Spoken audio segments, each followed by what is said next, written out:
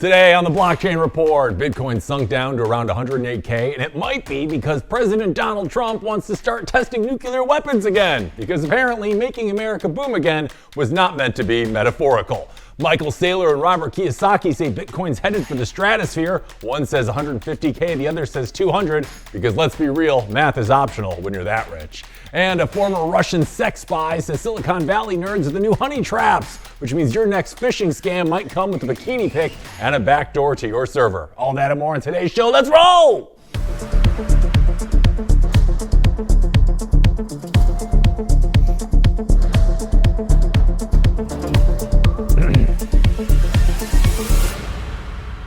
Good morning, my decentralized dreamers, and welcome back to another episode of the Blockchain Report. I'm Hank Hudson, broadcasting live from the undisputed capital of overpriced burritos and underpriced altcoins, San Francisco, California. Now it is Thursday, the day you start pretending to care about productivity while your portfolio quietly stages a hostage situation. And before we belly flop into today's stories and price predictions, I want you to do me and yourself a quick favor and smash that subscribe button, follow RoxomTV, the Blockchain Report, and Hank at RoxomTV on all platforms that matter. All right, we got a lot to go over today, so let's get into it by checking this morning's Bitcoin charts and our market rundown. Let's see how things are going.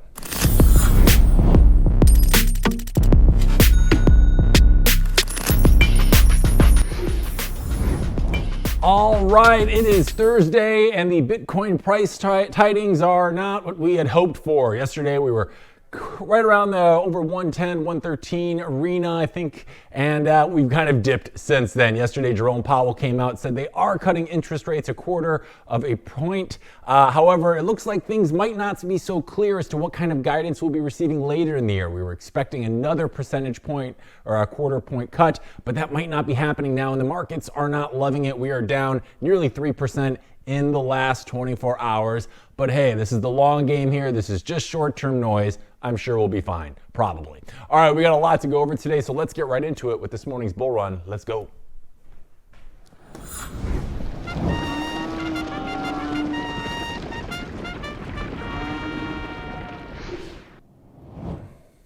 All right, welcome back. It's time for this morning's bull run. This is the part of the show where we go over the top news of the day so that you can spend a few more minutes in bed every morning. It sounds great. I wish I could do it, but here I am doing it for you. So let's get into it. First up, President Donald Trump says it's time for America to start blowing things up underground again. In a post on Truth Social, Trump announced he has instructed the Department of War, yeah, he called it that, to immediately begin testing nuclear weapons on an equal basis with other nations. Trump told reporters the order had to do with others, adding that they seem to all be nuclear testing. He's not wrong. Russia recently tested a long-range nuclear-powered underwater weapon. Kremlin spokesman Dmitry Peskov responded by saying, "Until now, we're not aware that anyone was testing anything," which sounds a lot like a guy definitely testing something. During his first term, Trump wanted to increase the arsenal tenfold, but earlier this year, he called denuclearization a big aim. That lasted right up until this week, when big aim turned into big boom. And in other Trump news, meanwhile, in their first face-to-face meeting in nearly 6 years, Trump and Chinese President Xi Jinping finally sat down to talk trade, tariffs, and soybeans. The meeting took place in South Korea at the end of Trump's Asia tour, and according to Trump, it went so well that he rated it a 12 out of 10. That is a direct quote. Trump said the two countries reached agreements on tariffs, rare earth minerals, and farm exports, all while completely avoiding thorny topics like Taiwan and TikTok. Apparently, it's easier to fix the global economy than figure out who owns your favorite dance app, I guess. Xi agreed to have China buy massive amounts of soybeans, sorghum, and other farm products, ending a boycott that had been crushing U.S. farmers. In return, Trump said he'd cut tariffs on Chinese goods from 57% to 47% because nothing says peace offering quite like still taxing nearly half of everything. China also agreed to a one-year pause on new export restrictions for rare earth minerals. the metals, used in everything from iPhones to AI chips to missile systems. So basically the ingredients for modern civilization. That's a big win for the U.S., which had been scrambling to source rare earths from everywhere not named China, including deals Trump signed earlier this week with Malaysia, Thailand, Cambodia, and Japan. The meeting lasted under 2 hours, but both sides declared victory. Trump said a lot of decisions were made and not too much left out there, which might be the most optimistic sentence in the English language. He also confirmed he'll be visiting China next April, and Xi will visit the U.S. sometime after that. All right, coming to join us today to chat with us about this and some of our other bull run stories, I'd like to welcome back to the show Mike Jarmuth, the founder and CEO of Lightning Ventures. Mike, how are you this morning? Thanks for joining us on the show today. It's great to see you. Yeah, thanks for having me. I appreciate it, Hank. Yeah, no, the pleasure is all ours. We got a lot to get into today, but really quick, since we saw you last time, just give us the short and skinny. What have you been up to? But don't go into too much detail because we're going to want to talk about it later. Okay, cool. Well, went to Lugano for the amazing Plan B forum. It was fantastic. I don't know if you saw some of the videos online or if they're all on there yet, but there was an amazing debate between Peter Todd and Jimmy Song, moderated by Stefan Livera. It was absolutely incredible. It's one of the highest, if not the highest quality events that is produced every year. If you've never been to Lugano, you should check it out. It was my second time. The mayor was there. It was fantastic. We did an awesome Satoshi Nakamoto concert that was super fun out there, and the Cypher Tank event, which we were talking about last time.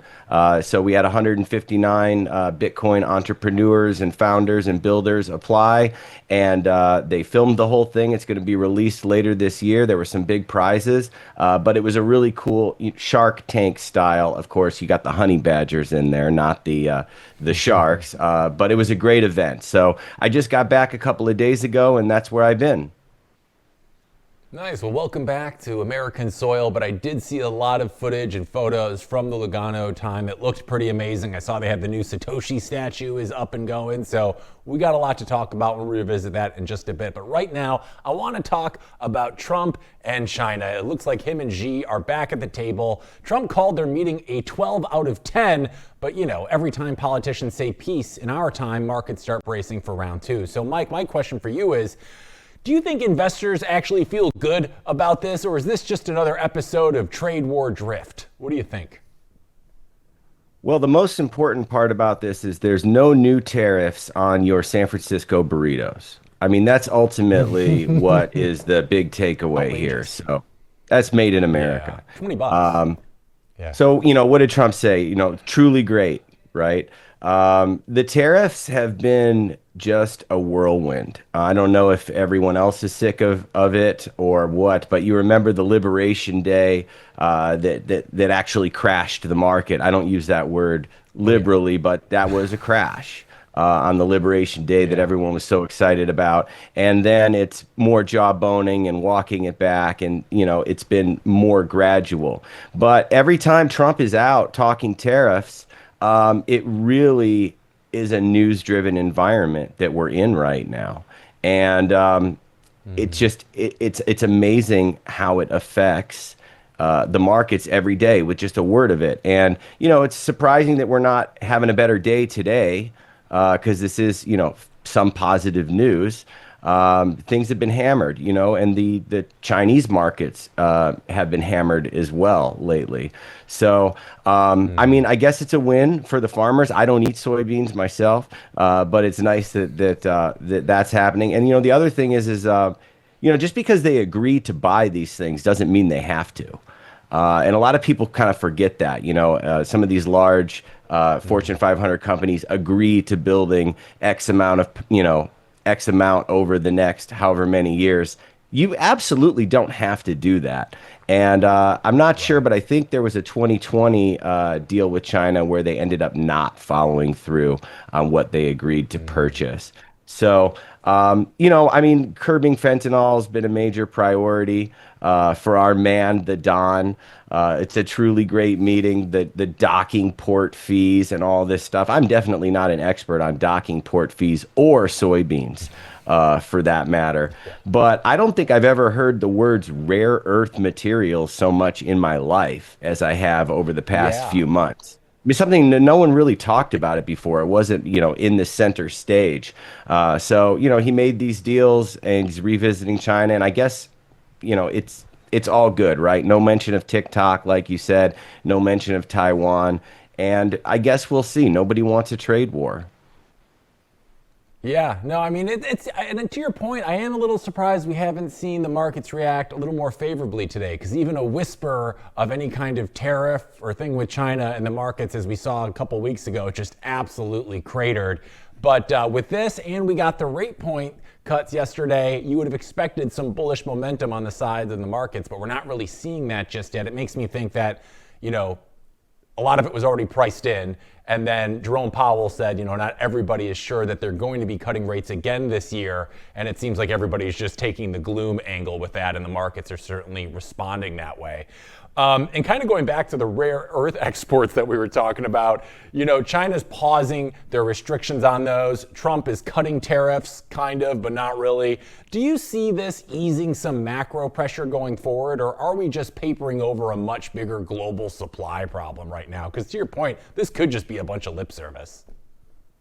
Whether you love them or hate them, it's amazing to have someone present in the White House that is cutting deals.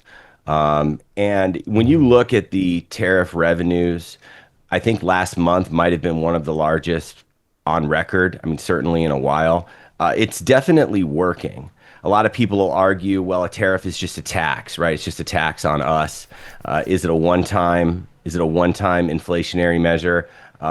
You've got, in Bitcoin terms, you've got the ASIC chips and the manufacturers there. I think people are happy to see as low of a tariff as possible on those goods that we need for Bitcoin.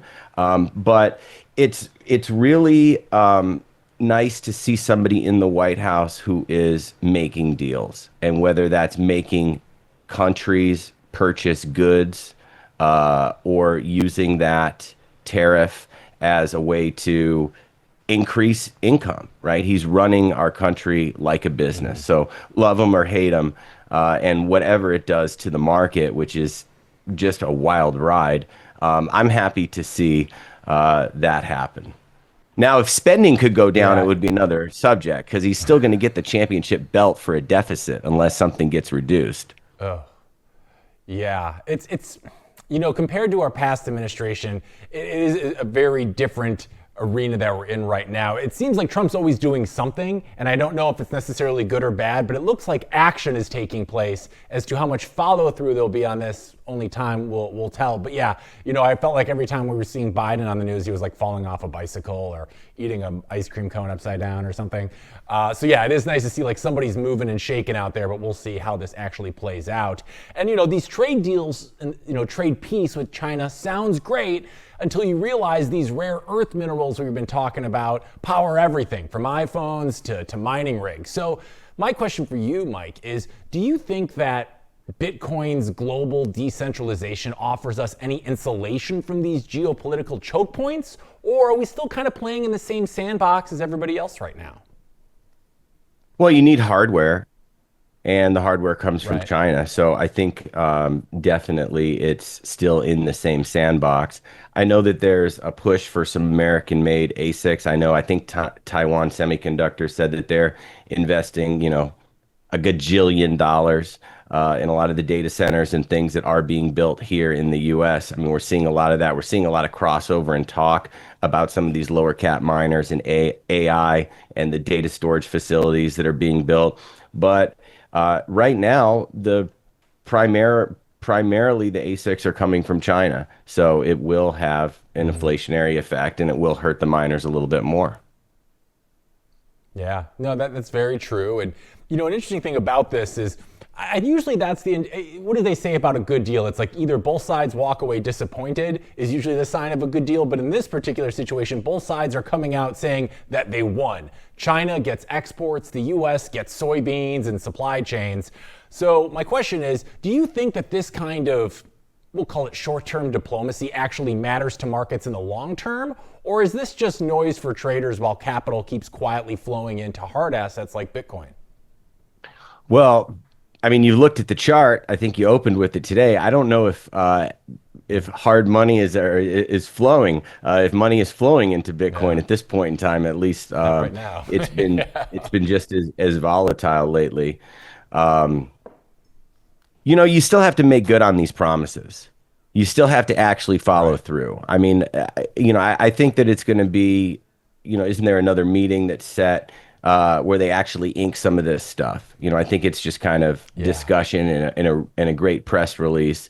But it takes time to actually ink it and then to see the effects from it afterwards. So look, I guess we'll have to see. There's been a lot of cases where China, they make up numbers. They make up numbers. They've been known to fudge their economic data. So let's see what happens here. Yeah, no, you're right. And, but the one thing I do kind of rest my hat on at the end of the day, or hang my hat on, is that Trump said this is the best trade deal and everybody says so. So I'm feeling pretty good by how confident he always is about everything. But that's just me. All right, moving on to the next story, Mike. Hang 10. We're going to be back with you in just a second as I read this one quick.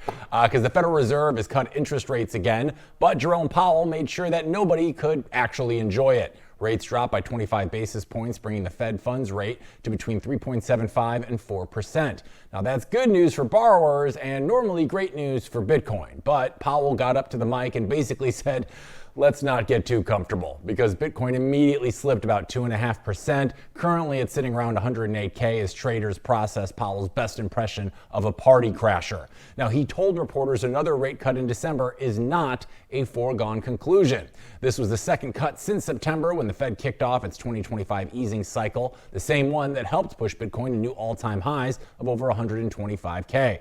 So yeah, these cuts definitely matter. Bringing Mike back. Mike, the Fed cut rates again, as we talked about, which usually is rocket fuel for risk assets. But then Powell says to everybody, let's not get too excited.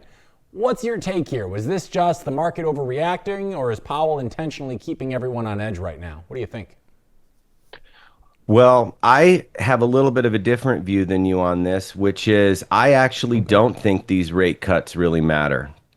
This is the Fed funds rate. And the Fed funds rate is, banks loaning. It's incredibly short term. It's going to hurt people with money market accounts or any of the savers that are out there. But the real interest rate, and the thing that I like to watch, is the 10-year yield. The 10-year yield is determined by the free market, not the rigged market.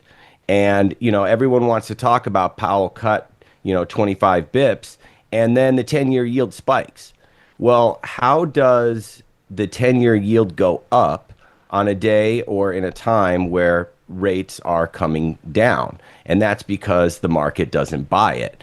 And when you think about what's kind of tied to the 10-year yield, that's your home, that's your mortgage, that's your auto. It's incredibly more important than 25 bips in the short term. So I don't think the market's buying it. I actually don't think that is why Bitcoin tumbled. I don't think that it has anything to do with it. I just think that overall the markets have been very jittery. I mean, it's an incredibly split tape right now. You've got maybe 7-9 names that are 65% of the S&P 500. You've got 494 names that are basically 35%. So they're holding those up pretty good. It makes the indices look good. But if you're watching earnings, we're in earnings season right now. I mean, we're in the thick of it. We got a couple of big ones today after the market. But you're seeing blowups. I mean, they're not the most important names that are out there, but things like Garmin, Fiserv in payments, some of these stocks were down 40% yesterday on their earnings. I had a couple that were in the 50s, and everyone wants to say think long term, and they're going after the defensive stuff, the household goods, tobacco, household products, General Mills. Big bear markets look terrible. Retail looks awful. Restaurants look awful. and they're slowly getting them. And that's kind of what happens. So you have a few stocks like Nvidia and some other things that are just hitting all-time highs and are doing really well. And it definitely masks a lot that's going on under the hood. And when you really do dig deep into the consumer is very price conscious right now. That's the fact of the matter. Yeah. Something like Lululemon's probably down like 70 some percent. There's a lot of big bear markets out there. Starbucks, things like that. People are price conscious. Now, right now, they're holding up the big banks. And there's never been a bear market where the big bank stocks have held up. So right now, the big bank stocks are in decent shape, and there's a few things kind of holding up the indexes. But if they go, it's going to be a problem. I mean, Meta blew up yesterday after earnings. So I don't really think that it's necessarily because of a rate cut or an interest rate decision in one way or another. I think that Bitcoin is still a risk-on asset. Maybe it's overheated a bit. And it's due to pull back, and a lot of things are performing a lot worse than Bitcoin. As much as it's frustrating to see it drop so quickly, I think that it's going to be fine. And really, I want to see what happens with the real interest rates as we move forward. Yeah, and to your point, it is right now. I actually saw an article about it yesterday. It's like the Mag 7. There's like 7 companies right now that are just sloshing like $1 trillion between the 7 of them. That seems to be propping up the whole market. So part of me is wondering if like people, despite the recent gains we've seen this year, if people are starting to realize that like maybe we're on a lot more shaky ground than the numbers are telling us right now. And we'll see how that plays out. Through the end of the year in Q4, like you said, is usually where the numbers get made. And you yourself have watched how Bitcoin reacts to policy over multiple cycles now. So, Mike, how different does it feel this time, where Bitcoin seems to be behaving maybe more like a macro asset than a tech bet right now? Do you feel a fundamental difference in this cycle than you have in previous ones? Absolutely. And the main difference is there's just so many buyers. There's so many buyers, and it doesn't feel like we've hit any kind of euphoria or exuberance. If anything, I think, I'm reading things, people think it's going down to 60 and people think everything is going to crash. And that's great because usually when everyone thinks that, we're going to rip higher and everyone thinks that, that never happens. Usually what everyone thinks is going to happen is never going to happen. If you manage money or if you invest in stocks or whatever yourself, when everyone thinks it's going to be a blowout, amazing earnings report and you pick up a few options, that never goes well, right? And the last time Bitcoin, hit 70,000 before FTX and everything else, everyone thought it was going to 100. So I would much rather be in an environment where everyone thinks we're going back down to 50,000 or everyone thinks, is freaked out by the price because that usually means we got a lot of room to run. The other thing on that announcement yesterday, the ending QT, the liquidity floodgates, December 1st, for whatever the Fed's program is that they're ending. I'm not a big macro guy, but I believe that sets it up for a positive 2026. Yeah, no, I think so too. And everybody was expecting this big blow off top toward the end of the year because that's how the cycle patterns have played out previously. But to your point, this is like a fundamentally different arena than we've seen in the past. So I see this thing extending well into 2026, and the cycle area as we've known it previously might be over. And as someone like yourself who's been in this game long enough to know how quickly sentiment can shift, when you see Bitcoin drop from 125, 126, where we were at just about 3 weeks ago, to, it was down as low as to 102 after the crash, and now we're around 108, based on really Fed talk alone, what would be your message to new investors that have just gotten into the Bitcoin game that might be panicking right now? The best thing that I could have done and that anyone could do is really just a DCA and forget about it. If I could go back to 2013 and just buy a small amount of Bitcoin every week and never think about it, that would have been the best thing that I could do. And I like to set people up with various Bitcoin only exchanges and, pull $10 a day out of here and pull $20 a day out of here. And next thing you know, 5, 6, 8, 12 months goes by and it works. I think that in over 80% of the cases, over a 4-year period, it does very well. In fact, I came across this startup who basically ran some numbers saying that every time you make a car payment on a new auto loan, if you just bought 5% of whatever your car payment was in Bitcoin, in nearly every situation, at the end of that, it would have like paid for the loan or paid for all of the interest, certainly. So I think that just turning on the faucet and buying every day is probably the best thing that you can do. To generally, the less that you trade and the less that you do, really the better you do. For anyone, No, whatever you're I would doing, agree. the less you do. Yeah, I mean, you can't time the market, but I don't know if this stat still applies, but I think it's pretty accurate. It's like anyone that's held Bitcoin for over 4 years has always ended up in the green of that equation. So it's really, like you said, a DCA, set it, forget it, come back to it later, and you're going to be very pleasantly surprised as to what your Bitcoin stack will be at after that time. All right, we got one more story here we're going to go over, Mike, so hang 10. I'll be back with you in a second because two of Bitcoin's loudest believers are making bold predictions for the rest of 2025, and spoiler alert, neither of them has it going down. Michael Saylor says Bitcoin is going to 150K by year end. Hey, buddy. Robert, Rich Dad, Poor Dad Kiyosaki says it'll hit 200K by the end of this year. That, my friends, is not price speculation. That is tag team conviction at its finest. Saylor says Bitcoin's long-term growth rate could be almost 30% a year for the next 2 decades, which would put it around $20 million per coin by 2045. So if you're still thinking of buying a house, maybe just buy 2 sats instead. Then, of course, there's Kiyosaki, who says losers are more afraid of losing than getting rich. And let's be real, he's not wrong. He's basically saying that fear is what keeps most people poor. In Bitcoin terms, that means selling too early. Now, both Saylor and Kiyosaki are betting on the same thing, that Bitcoin's long-term trajectory hasn't changed one bit. Because in their world, volatility is noise, but Bitcoin, that's the signal. All right, we're bringing Mike back. Mike, what's your reaction to these price predictions from big figures in the industry? Do they actually help anything, or are they maybe even setting unrealistic expectations for people that ultimately ends up being fuel for the Peter Schiffs of the world? What do you think? Well, price predictions in either direction is a great timestamp and way to lose a lot of credibility or end up having to eat crow or however it goes. And that works both ways, right? Like we always see the Peter Schiff tweet, keep dreaming, Bitcoin's never going to whatever number, 10,000, 100,000. And in the opposite direction, it works that way too. So, I mean, what's Michael Saylor possibly going to say?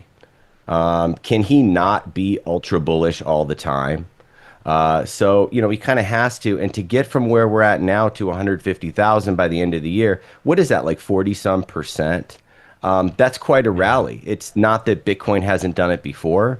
It's Bitcoin. It can do anything. But that's a lot. That's a lot of cake to move, and everyone, just how the markets go, everyone thought October, right? October. And here we are, it's the 30th, and October was a bit of a disappointment.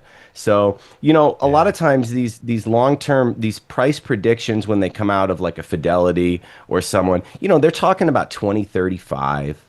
They're talking about things way in the future. And you have a little bit more time to kind of correct your statement and gather things and get some information. But, that's 2 months away to get to 150,000. How about we get back above 110 first, and then maybe take it from there. But there's no doubt that they're ultra bullish. They're super smart. They know way more. And God, I hope that they're right. Yeah, me too. Like, what kind of catalyst do you think we would even need to see to reach 150K in the next 2 months? Would it have to be something like the United States coming out saying we're actively buying Bitcoin, so like a sovereign nation state, or would it be maybe a Mag 7 company coming out and saying Google's like, hey, we're buying Bitcoin? Like, would it be something like that you think could maybe push that needle forward? 100%. The famous Microsoft board meeting, where they voted it down. I think Facebook or Meta actually voted it down too. They've had a couple of proposals in front of them. I mean, continual purchases from nation states and countries, Bhutan mining. I think that that's just going to drive it. The fact of the matter is there's not much Bitcoin. Everyone talks about it, everyone knows it, but the fact of the matter is there isn't much. And when they do get in, the price has to move. And I just feel like that hasn't happened. I don't know. Nobody knows why the price is going down, right? Yeah, more sellers than buyers. I get it. Haha. But one of these Mag 7 companies just accepting it. I think a lot of people still have this, well, what can I do with my Bitcoin? They don't work in Bitcoin. They haven't invested in, 50 Bitcoin startups that help you use your Bitcoin to spend it in a number of different ways. But it's kind of like, what can I do with it, right? Nobody says, what can I do with my gold? It sits in the safe. But it would be great if someone like an Uber came out and just accepted Bitcoin. It would be great if, there's states here in the US that are now allowing you to pay your property taxes and pay some of your state income taxes, right?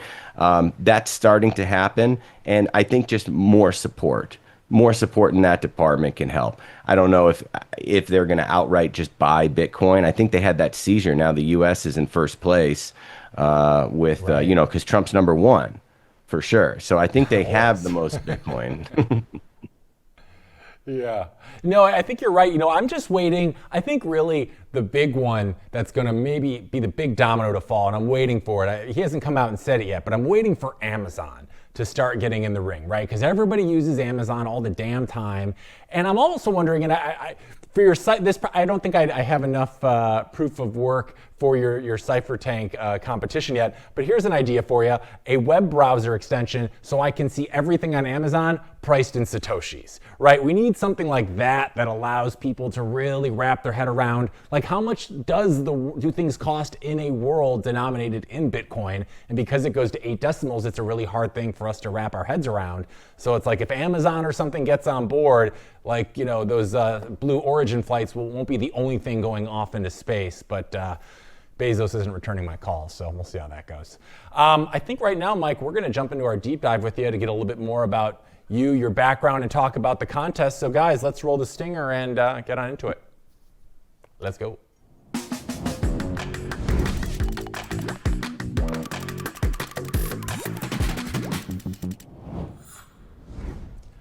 All right, we're back here with Mike Jarmusch. We're talking about our deep dive now and getting into you, Mike. So I want to kind of start at the beginning a little bit. You have a pretty wild resume. I think I saw you were a concert promoter, venue owner, startup investor, bar owner. Now you're a Bitcoin VC. When you look back, what's the thread that ties all of these seemingly very different worlds together for you?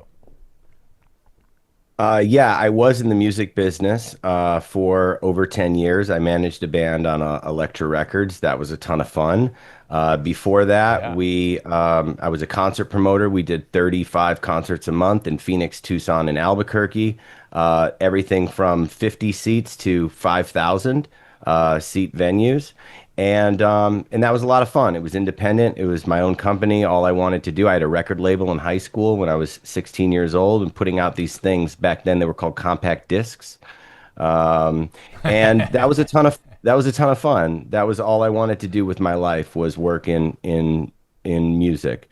And I'd always loved markets, and I always loved investing. I was very entrepreneurial. The kid that got kicked, he had a lot of problems selling gum in elementary school to everything. I couldn't wait to work, and had a number of different businesses.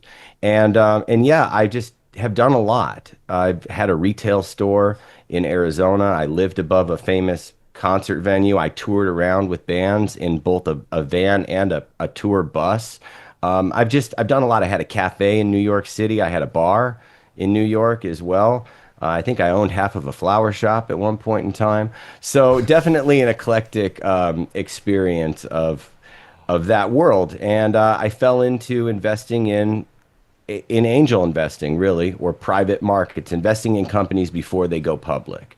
And that changed my life. I absolutely loved it. And I invested psychotically into over 1,500 companies, which is insane. That's everything from, drugs for your dog and robotic lawnmowers and, things that shoot tennis balls at you over and over, and just, everything that you can imagine, and AI, robotics, fintech, that was going on. And I love it. I love it. I love knowing what everyone's building in the world. And you kind of get a front row seat once you start angel investing into, they're doing a buy now, pay later in Southeast Asia. It's kind of like Klarna, but a little bit different. Or this is the Venmo of Latin America. Or this is, flying cars, literally. I never invested in the flying cars things, but there's those type of deals. There's a lot of that stuff, and you get to see the innovation that's happening all around the globe, and it was just addicting for me. So trying to learn as much as I could about angel investing, and just as much information as I could. It didn't have a formal education in it, and a lot of things you learn by doing. My first investment was in Lyft in 2015. They were already a much larger company then, and my first IPO was Spotify. And you learn as you go, and I just loved it. So then in 2021, I decided to focus solely on Bitcoin. I was a Bitcoiner since 2013. I had the second Bitcoin ATM in New York City at that bar that I owned. That was pre-Bit license. Nobody was going to get in any trouble because they didn't have those laws then. And I just focused on investing in Bitcoin startups and companies. And that's really what I do all day, every day, is try to help existing portfolio companies the best that we can, companies that we invested in, as well as look for new opportunities. And we have a syndicate, which is a little bit different, because I remember how hard it was to get started investing in companies.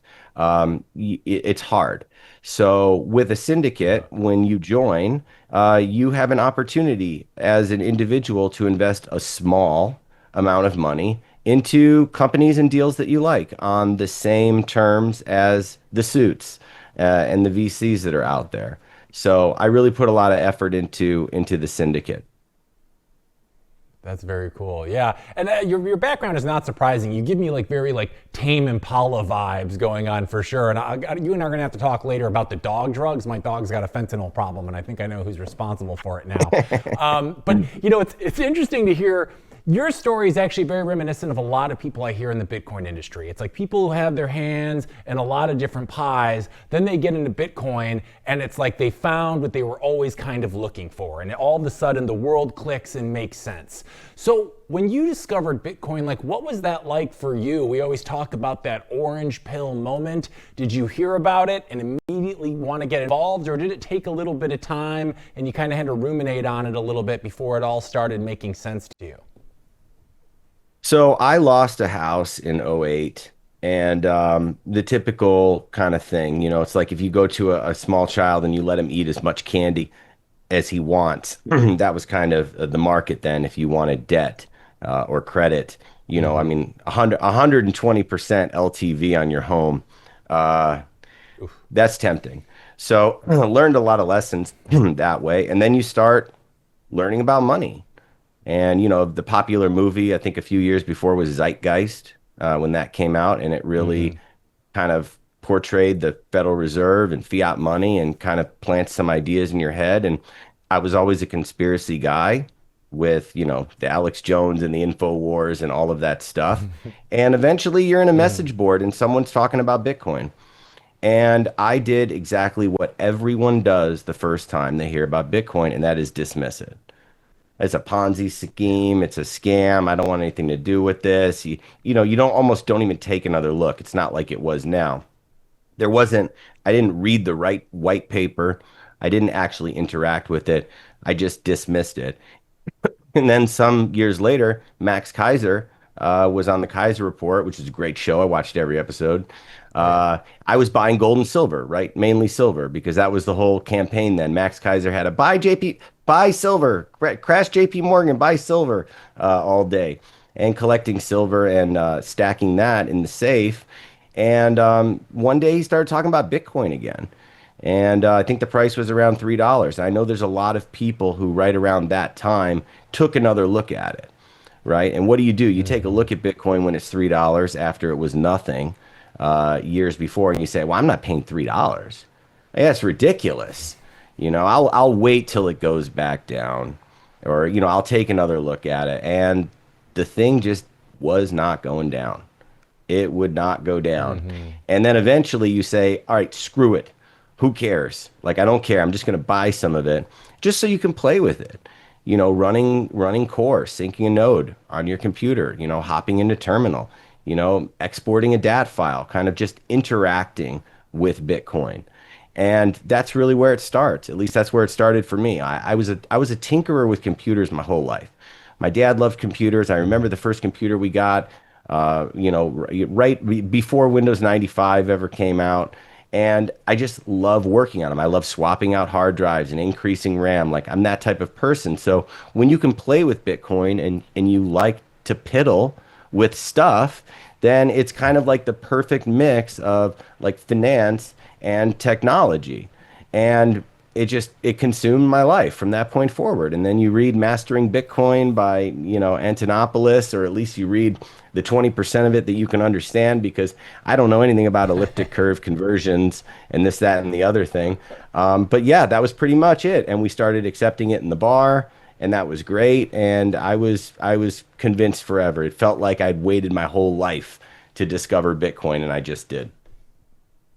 Yeah, I mean, it's amazing how this is a very similar tale that I hear from a lot of people, and that it's brought you all the way to where you are now with you and your team over at Lightning Ventures, which I want to talk about briefly here. So for those of you that might have missed you on the show when you were joined us last time, can you just give us the quick breakdown? Like, what is Lightning Ventures and how is it different from traditional venture capital funds that are out there? Sure. So Lightning Ventures is a boutique, emerging Bitcoin only venture capital firm that I run. And we invest in Bitcoin and Bitcoin only. No stacks or other kind of layer twos, no deposit your Bitcoin and earn 12% of some other kind of Bitcoin. There's nothing like that. But pure play Bitcoin companies, startups, infrastructure. Bitcoin is now everywhere. There's Bitcoin in ad tech. There's Bitcoin in rewards. There's Bitcoin in fintech products that are bridging the gap between TradFi and the new hyper Bitcoinized world that we're moving into.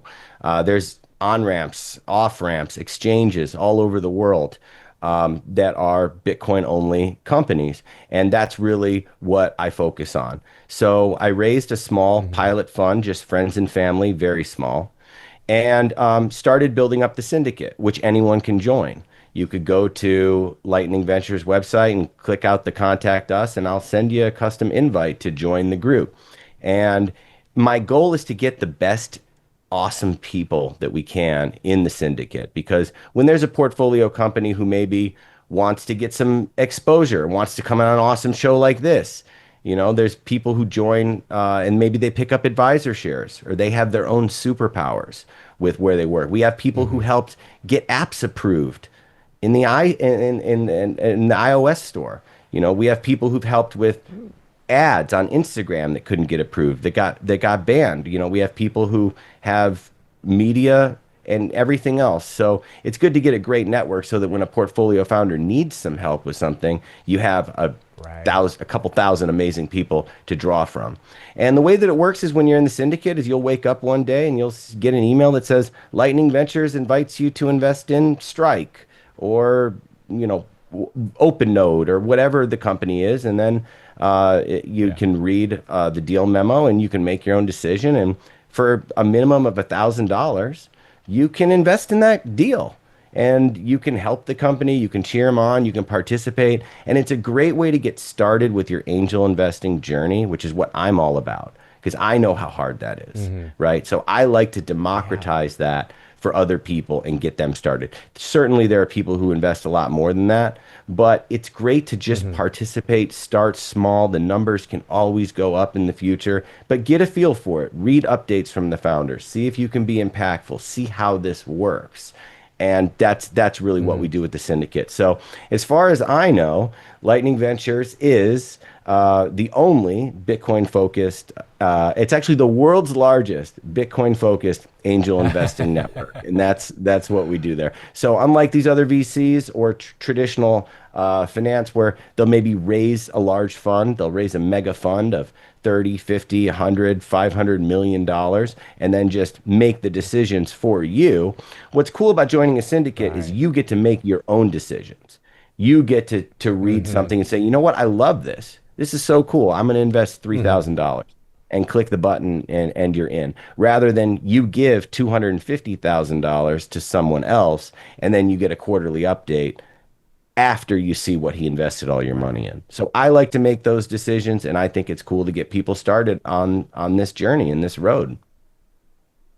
Yeah, and especially like I was thinking about it, like it's a cool thing to be able to participate in, but as a first-time angel investor, at least it's probably nice to know like the companies that you and the team at Lightning Ventures are providing them, you vetted, right? So, and you're someone who has invested in over 1,500 different startups, which is wild. So, when you're looking at a team, what are you actually searching for that kind of an indication to you that this team is going to execute?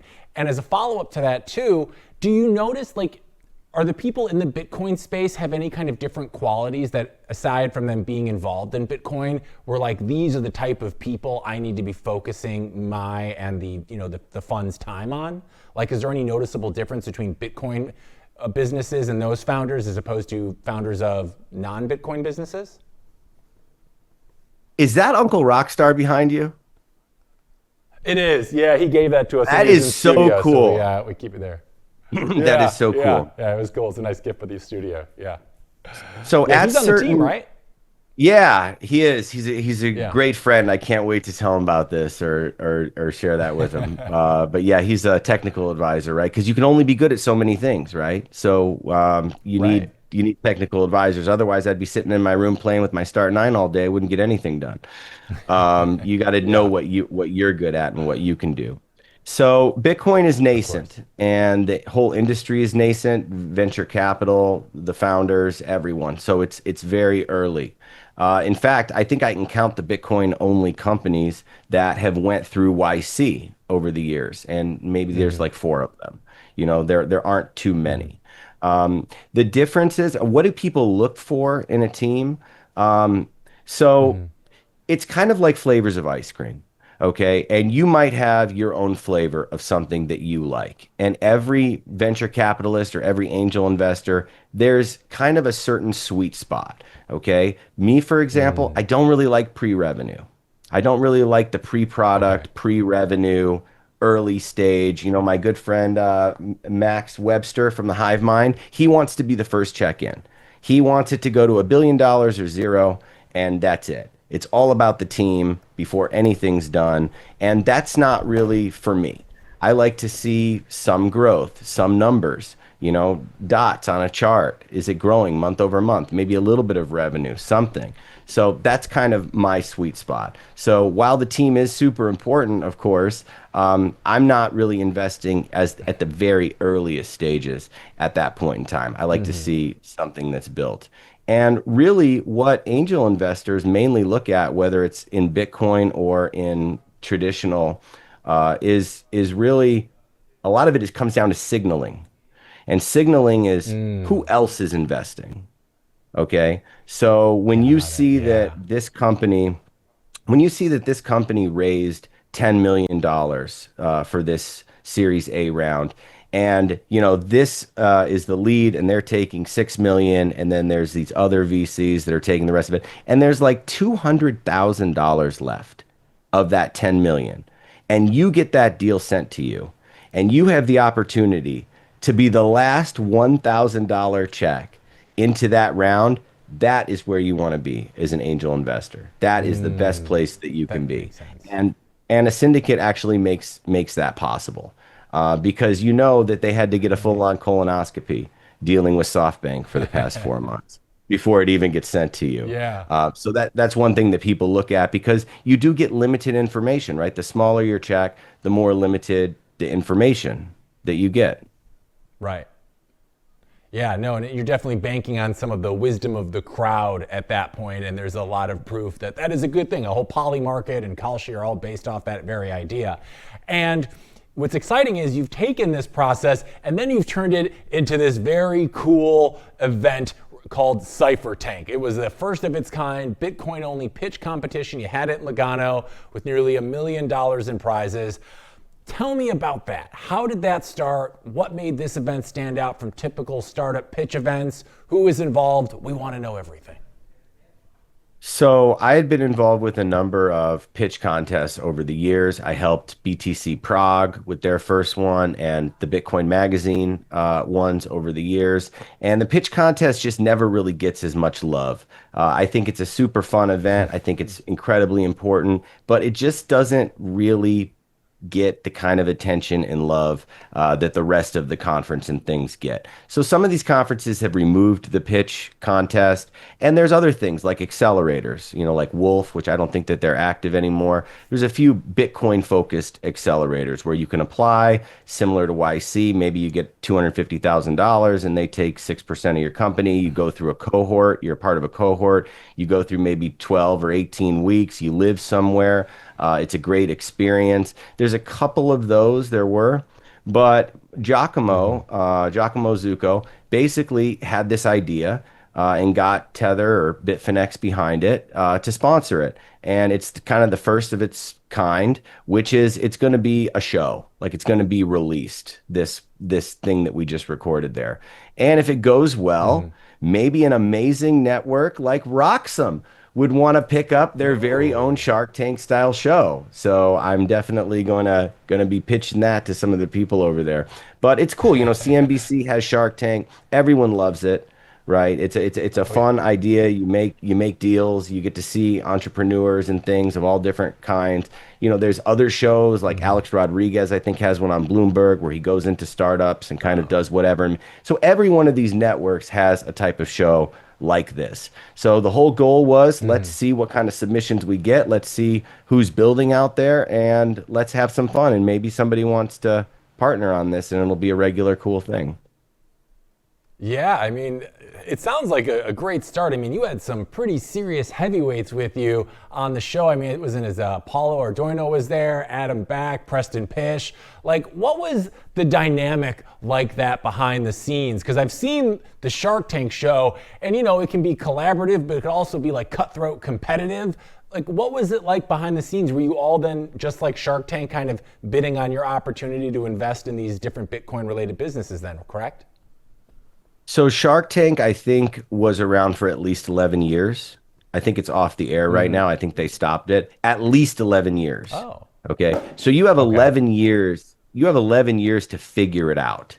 Okay. And, we're talking about, me and Giacomo and his beautiful wife, Mir, and an Italian film crew and this. So we learned a lot from this first experience and a lot of things that might be a little changed next time. So as much of the judges being able to really work their own deals and us to have kind of a more unlimited, relaxed time where we could really dig in and get together. We had a little bit of time constraints, but we learned so much from this first one that I think a lot more of that will happen next time around. And, there was one entrepreneur on every panel. So Francis Pouliot, CEO of Bull Bitcoin, and Max from Debify and Hodl Hodl. So we had also an entrepreneur on that wasn't just an investor as well, but they gave a different kind of take and experience on what they saw. So I think the second Cypher Tank is going to be even better. Very cool and very exciting. Yeah, you always got to get the first one out there, just see how it's going to work, what's not working, and iterate from there. And it was to my understanding, you had 11 Bitcoin projects that competed. 8 were for profit, 3 nonprofit. What were some of the standout ideas or innovations that really caught your attention at the first Cypher Tank event? So you have things like innovations in mining, like hash rate marketplaces, right? Things that don't really exist right now. What does the soybean farmer do to hedge their profits or to adjust for things if they don't have a great season? So something like that, super interesting, super cool. And you had like a 22-year-old kid who was building a next generation style wallet. I love the youth. It's just the perfect age. You have endless energy. You're not old men like me. But when you're that age, so it was really cool to see young people there. The talk of the whole conference were things like Arc, right? Arc is huge right now, or Spark, Light Sparks, new products that they're coming out with. So there was a lot of that talk, a lot of that good stuff. RGB, mainnet, all of these fancy things, right? You know, I'm a simple guy. You know, I like the Bitcoin only exchange in Canada that has volume and revenue that's going up. You know, that's more my style. But there was definitely a lot of technical heavy, really cool projects that were there. Yeah, that sounds super cool. I'm excited for the next version of it too, once you've kind of worked out the kinks and know what's working and what's not. So that's a very exciting development. Now, I know we're kind of running low on time here, Mike, so I want to start wrapping things up. First, I do want to show you though, because it is braggable right here. You guys can see it? Oh, right where it was. Okay, there we go. Yeah, I just wanted to give you a close-up of the Uncle Rockstar action figure we got here. You'll have to ask Unc to give you one of your own. So that was super cool. We appreciate him sharing that with us. It's nice for set dressing. And I want to move on before we let you go, Mike, with a fun game that we play here. The zone? What, Victor? Sorry. Oh, you got one too. All right. Hey, buddy. Oh, there he is. There. Oh, I feel less special now knowing that there are more floating out there. But hey, well, cool. I'm sure you've got the coveted green shirt. You know, I have the old school red one, so I need to get the latest version of that action figure. That makes me feel a little bit better, but it is nice. You've got like the first edition Spider-Man basically over there. So what we're gonna do really quick here, guys, let's go to camera 3. Mike, what we do with all of our guests, and I don't think we had a chance to do this with you last time, and this is all for fun and games, is, this has been a crazy year in the Bitcoin ecosystem. A lot of unfounded things have occurred, and of course, there's gonna be crazy price predictions that go along with it. On the right here, you can see some of the price predictions of some of our past guests to kind of give you the arena of where people are guessing. It's been all over the place. So I think, Knut Svanholm was 443. If that ends up going to 443 by the end of the year, I'm buying a helicopter. And, on the lower, more conservative end, we had Grant Cardone on the show last week. He said in the 130s. And whoever gets closest with their guess for when it's December 31st, the clock strikes midnight on the year 2025, we're going to send a personalized Roxom Patagonia to. So I'm hoping it's going to be you. So for fun and games, Mike, what do you think the price of Bitcoin will be end of 2025, clock strikes midnight? What are we looking at? All right, well, let me ask you a question now. Is this like the Price of Right kind of showcase finale? You can go over. If you're over. You can go over. You can go over. You're allowed to go over, so it's dollars in both directions. Yes. Correct. Yes. We're not going to hold them to the full canon of Prices Right. Honestly, your 142 is looking good. If I could take bets, if this was horses in a race, your 142 looks pretty good. Ooh. All right, I can't wait to send myself a Patagonia. Let's do this. I'm going to go with 125. 125. Not because okay. Not because I actually think that that's going to happen. I think that it fills out your board, and I like my chances around that area. If we end the year around 118, play. If we end the year around 118, higher but not like blow off crazy, I'll be in good shape with my prediction. So I'm going to stick with that. Yeah, I think you're taking the last position in like the Price is Right thing. You always have that little bit of an advantage because you can see where everybody else is. Yeah, and there's a lot more room right there or cushioning that I think you could be right. So let's put Mike on the board for that. Amazing. All right, let's get back to camera. But I would hedge it. I would hedge it, and I would bet on your 142. Your 142 looks good. Okay, all right. That's the nicest thing anyone's ever said to me on this show. I'm very excited for that. Let's get to camera 1 here, guys. All right, Mike. So before we let you go today, first, we really appreciate you joining us again. It's always a blast having you here on the show. I'm sure you've gained a lot of new fans from our audience here. And for those people that are like, you know what? I want more Mike. I want to see what he's up to. I want to learn more about your company and what you guys are doing with the Cypher Tank competition, and maybe they want to enter next time. So what's the best place I can send our audience if they want to get more information on you and all of the amazing things you and the team are up to? Okay, 2 websites. That's ltng.ventures, ltng.ventures. You can fill out the form to apply to raise. If you're building something, you can fill out the contact us, all that stuff. If you want to join our group, we can do that too. Just fill out something. And then the other website is thunderfunder.com, right? Because we put the fun in funding, right? So Thunder Funder is a Reg CF crowdfunding portal. Super cool. Anyone can join and sign up. We're working on it. It's only been around for a little over a year. We're just getting started. And that's another thing. So you could follow us there and connect, and that's it. Amazing. Well, I'm gonna tell you, I'm gonna get right to work on my Amazon Satoshi plugin because I'm gonna be ready for maybe the 5th or 6th Cypher Tank contest. But so, we'll see how it goes. Well, Mike, thank you so much for your time today. It's always a pleasure, and we certainly appreciate you sharing your time and expertise with us here on the show. And I hope you have a great rest of your week and weekend, my friend. Thanks for tuning in with us. Thank you. I appreciate it so much having me on. Thank you. Pleasure's all ours. All right, we're taking a quick break here at the Blockchain Report, but we'll be right back with our second special guest of the day right after this, so stay tuned. Others, Bubble Boy. I'm a bit changed, but sounds familiar, right? Let me tell you a hard truth. The S&P isn't rising, the dollar's falling. That's the trick, monopoly money. It's ice melting by the second. Your savings, your salary, your time. Worth less every second. Everyone's using the wrong measuring stick. Switch the denominator. Price the S&P into Bitcoin. Hard, fixed, unprintable. Suddenly your unstoppable index, it's collapsing. And while you cling to dollars, well, Wall Street already switched. Before, you needed 2 brokers. Still getting my ninja bonus though, right? Fuck. Plenty of spreadsheets. And my quant! I hate this part.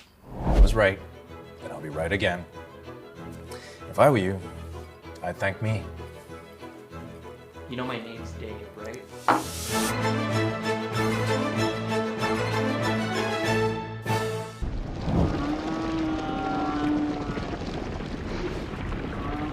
All right, welcome back. It's time for more of this morning's Bull Run. And joining us, we have our second special guest of the day. This gentleman has one foot in traditional finance and the other firmly planted in Bitcoin's future. He's helped bridge the gap between Wall Street and the Lightning Network, building real financial infrastructure around sound money principles, not speculation. From Google to Unchained to leading one of Bitcoin's most ambitious asset management platforms, please give a big blockchain welcome to the founder and CEO of Onramp, Michael Tanguma, everybody.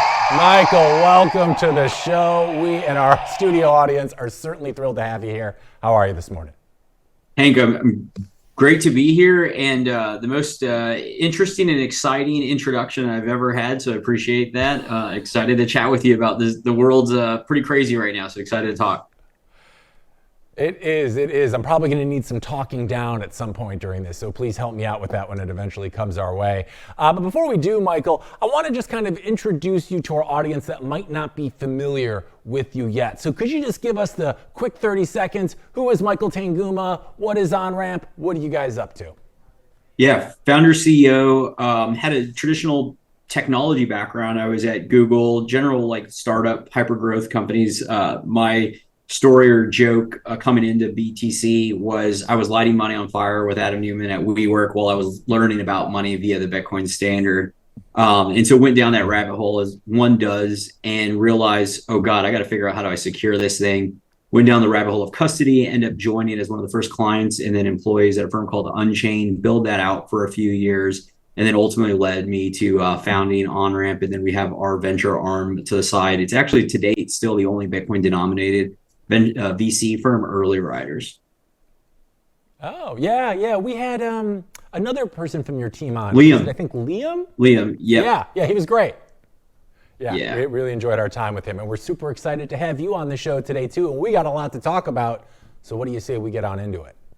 Let's do it. All right, hang 10. I'll be back with you in just a second, Michael. Now, do you remember when Bitcoin was the people's money? Well, the people still have it, but now the institutions want their cut too. According to a new Bitwise report, institutional investors now control about 12.5% of all Bitcoin in existence. That's right. The same Wall Street that once called Bitcoin a scam now holds 1 out of every 8 coins. But this isn't a sudden flip. It's what Bitwise calls a massive wealth transfer from early retail holders to funds, ETFs, and corporate treasuries. It's happening slowly, but inevitably. Institutions only hold a small slice compared to traditional markets. 79% of treasury bonds, 58% of the S&P 5, and 36% of gold ETFs. So 12.5% is basically phase one of their Bitcoin takeover. Now, Bitwise says most of Bitcoin's supply is illiquid. Only about 14.5% is even available on exchanges. The rest is locked away in cold wallets by people waiting for $1 million per coin before they even think about selling. So for institutions to buy more, the price has to rise enough to shake some of those coins loose. That's the psychological sell target effect. And it means the next big rally won't come from halving hype, it'll come from FOMO on Wall Street. Bringing Michael back. Michael, Bitwise says that institutions now hold 1 out of every 8 Bitcoin in existence. Are we witnessing the great Bitcoin land grab, or is this just the natural evolution of adoption? Definitely think it's a natural evolution of adoption. I think individuals, as they go down the Bitcoin rabbit hole and journey, they kind of think maybe it initially started as an emergent phenomenon, right? So over 1 trillion of the total, like 2 trillion market cap sits with individuals in these hardware wallets. But naturally, as the price appreciates, people move into, they have a sell point, institutions come in, they have more capital. I think there was this notion that you end up in a completely kind of like, I don't know if meritocratic's the right word, but money and capital still centralizes. And so the notion of everyone has an equal amount of Bitcoin or some version of that is always like a pipe dream or utopian version of the BlackRocks, the Fidelities, the institutions, the pensions have a large swath of capital. They'll have to obviously buy at larger prices, but they will hold a vast percentage of the total market cap. Now, the flip side, though, is the thing that we work on and most people don't recognize is how the institutions hold in custody and what works today will fundamentally not work in the future, because the version or angle I look at is we're so early to Bitcoin, custody hasn't been figured out. Because when you think about a scarce asset that was global money, which is gold, the way gold ultimately failed and we ended up using dollars that were thought of as backed by gold but not, was it centralized, and then you ended up with too many claims because the centralization lacked transparency and the understanding of how many claims of these dollars are on the underlying.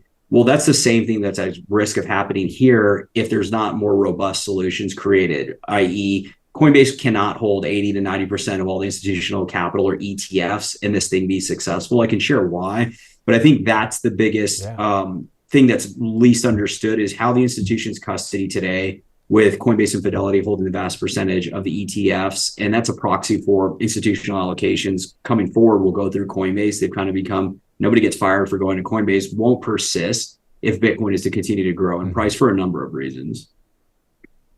Yeah, now that makes sense. And as someone who came from an institutional background, has worked with a lot of institutional clients, what do you think finally flipped the switch for Wall Street on Bitcoin? Was it price? Was it regulation? Was it Wall Street FOMO? Something else? Definitely BlackRock, Larry Fink, ETFs being approved. I think that was the big green light. I think that kind of was the canary before they understood from the legislation and the administration was going to get favorable to it. The real way to think about the vast majority of wealth, again, is concentrated with a very small percentage of the total population. Those individuals think about wealth preservation, not speculation or insane growth. And so they don't want to catch a falling knife effectively.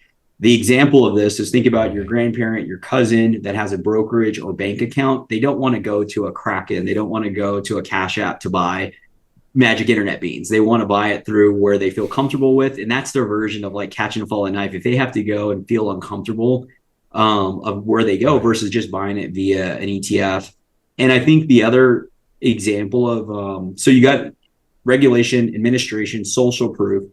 The last part really is widely misunderstood that self-custody, while it is important and will make Bitcoin work long-term, it is a big barrier to entry because historically you either had to trust a third-party custodian, which historically wasn't the smart move, or you had to self-custody the asset. And people will say, well, subjectively, that didn't really keep people out. It's like, no, there's 100 billion reasons why it did, because that's what the ETFs are showing, right? The ETFs have accumulated over $100 billion in Bitcoin. And it's from a bunch of people that already knew they wanted Bitcoin, but they needed a more comfortable way to get that price exposure. The problem with that is it's nuanced, that it's not really a great exposure. But people will wake up to understanding that in the same way that people woke up to when you buy a Cash App, you graduate once you get to 10,000, whatever the number is that becomes material and painful if it gets hacked in your phone, you go and seek out better solutions. It's the same thing that's going to happen with ETFs. I believe Harvard's allocation is 0.03% of their total endowment, right? Because they put a $100 million position on 0.03%.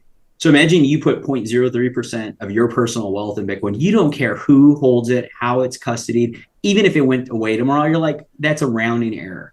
But when that goes to 1%, 3%, 5%, it is a rational decision for somebody to get really curious about what the hell is this thing? How do I custody it? And that's why ultimately I don't think the ETFs and Coinbase end up with all of this Bitcoin where we're at today. It's still so early in the institutional education.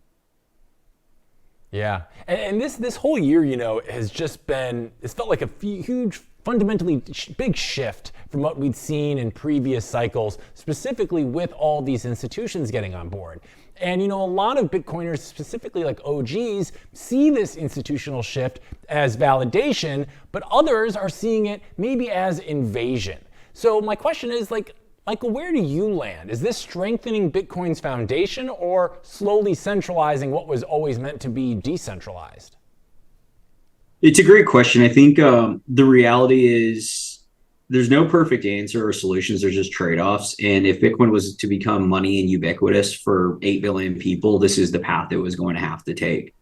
And so it was kind of crazy or a pipe dream to believe that institutions wouldn't allocate their capital. Again, if the vast percentage, there's the crazy numbers, right? It's like 1% own 90% of the world's wealth, right? Like these notions, the capital's there. The thing that really gets missed from individuals is objectively, you would rather have 1 billion heirs like put all their capital in Bitcoin than 1 billion people with 1 billion people with $1 in like a third world country. Meaning because 10 billionaires putting $10 billion of capital means $10 billion of economic value, inserting liquidity, adding to Bitcoin, the ability for that to transfer that amount of value and wealth. An easier example of this is like 10 years ago, it used to take 100 Bitcoins to buy a Tesla. Now it takes 1 Bitcoin to buy a Tesla, right? It's like 1 Bitcoin's economic value. So that liquidity matters more than the number of users. And so you need capital to come in for everyone to benefit. It's just the order of operations that has to go in.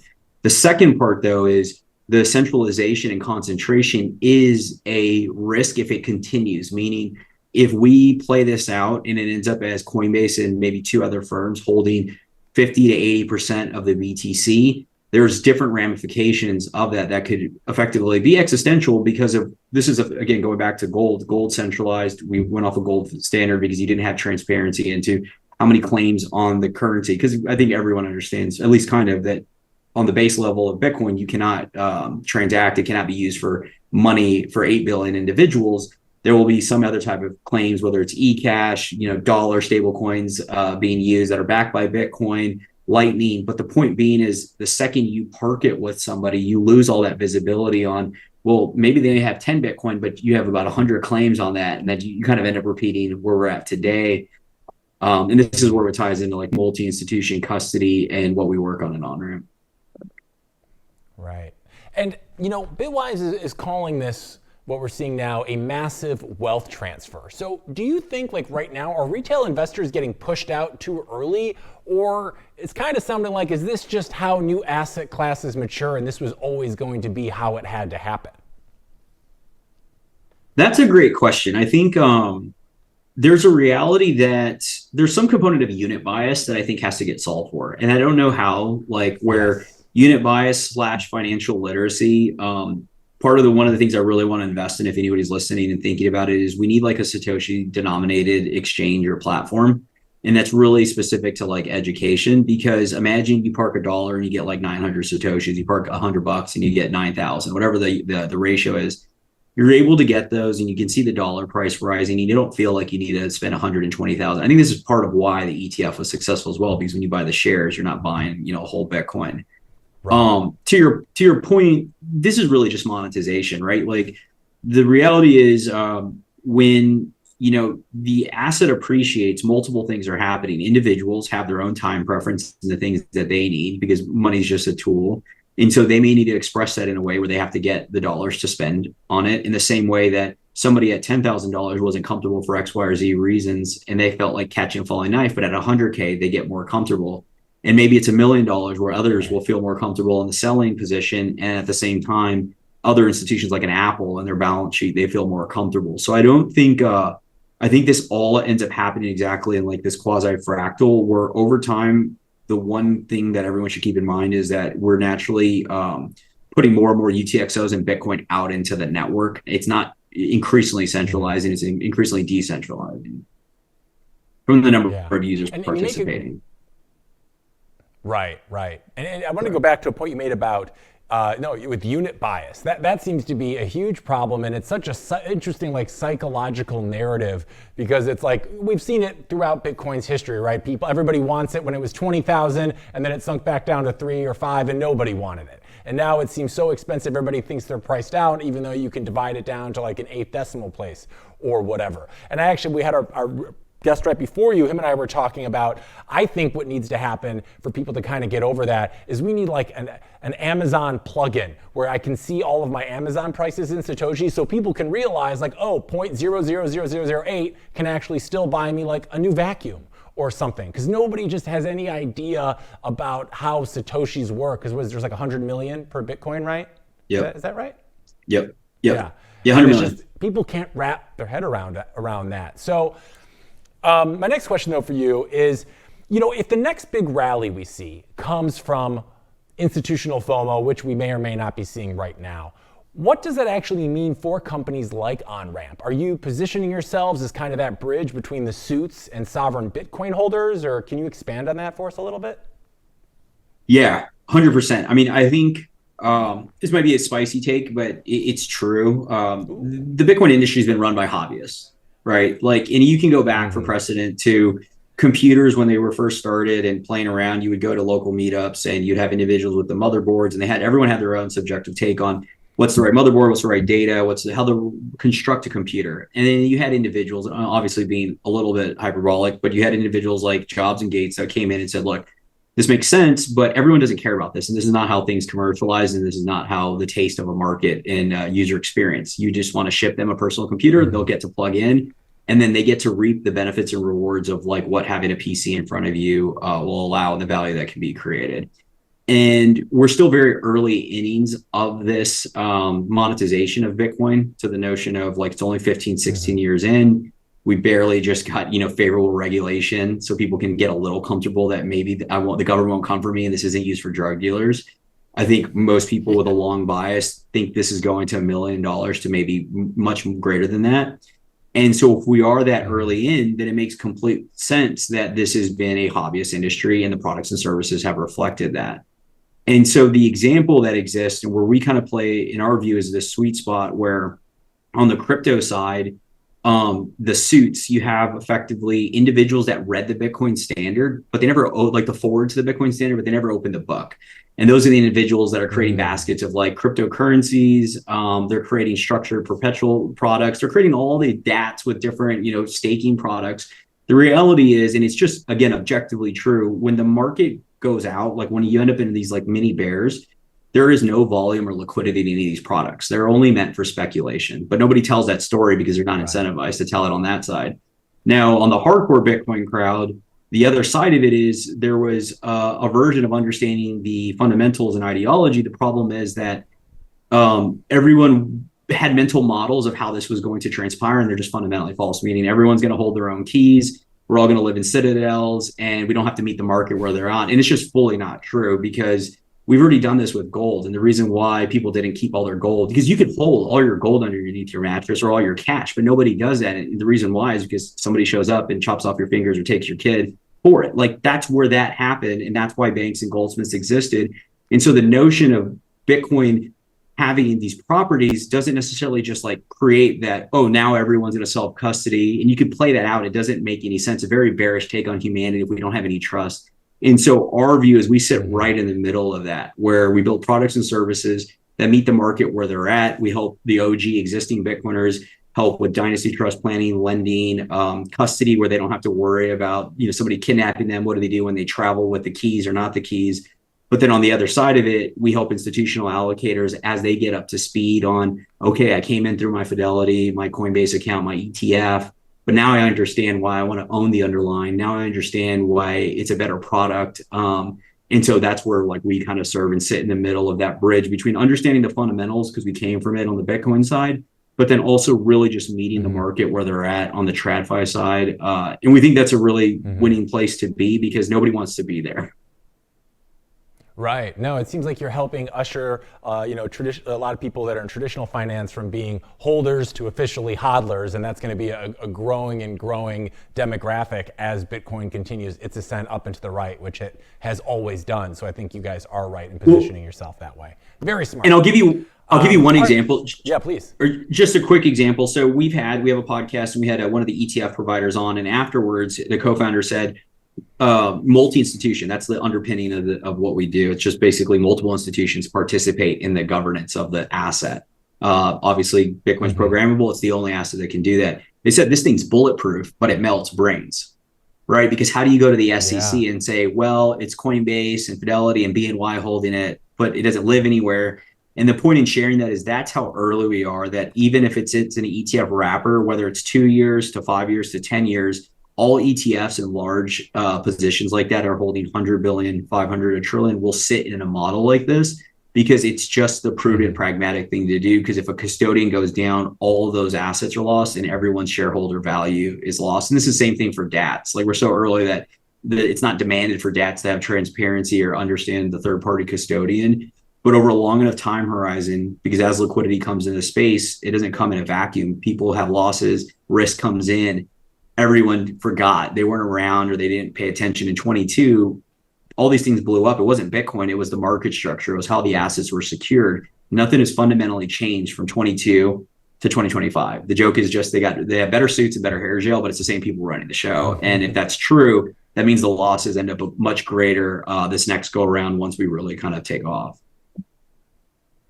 Yeah, it'll certainly be interesting to see how things play out after what has been a fundamentally different year than anything we had seen previously, and we're glad we got companies like you that are helping onboard those companies into having more of a Bitcoin frame of mind, because that's really important. All right, we're moving on to the next story, so hang 10. Mike will be back with you in just a second, because Amazon has officially taken Prime delivery to a dark new level, this time delivering pink slips straight to employees' phones. Earlier this week, 14,000 Amazon workers woke up to find out they'd been fired via text message. Ouch! That's right, they didn't get a meeting, there was no Zoom call, no awkward HR handshake, just a ping from Jeff Bezos' ghost in the machine. So imagine waking up half asleep, scrolling through your notifications, and finding out your job got Prime shipped to the unemployment department.